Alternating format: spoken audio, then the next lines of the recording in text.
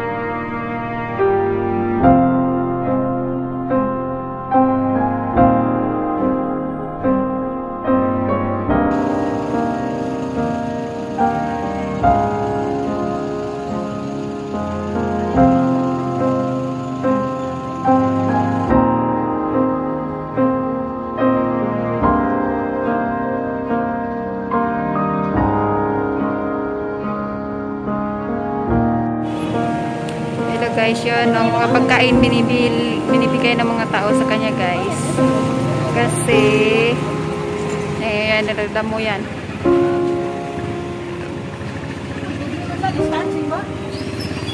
Kawawa naman si tatay guys, kaya binigyan ko siya ng mga pagkain, rice, tubig at saka orange, at saka may paklans din dyan sa tabi niya.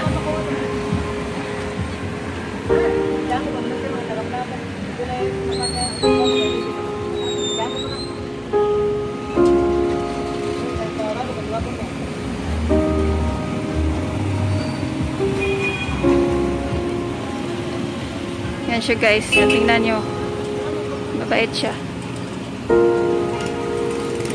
Nilinisan niya yan guys, tingnan nyo, palinis-linis.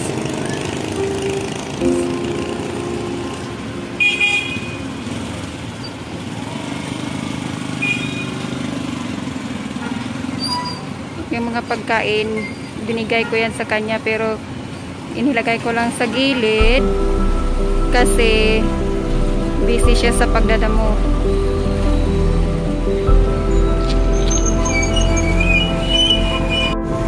Yan siya guys, kikitaan nyo naman siguro, nandito ako sa tabi niya. Yan siya, nagdadamo. Binigyan ko yan siya ng mga pagkain, tubig at saka orange, at merong paklans dyan sa tabi niya guys. Inilagay lang sa tabi niya kasi busy siya sa pagdadamo.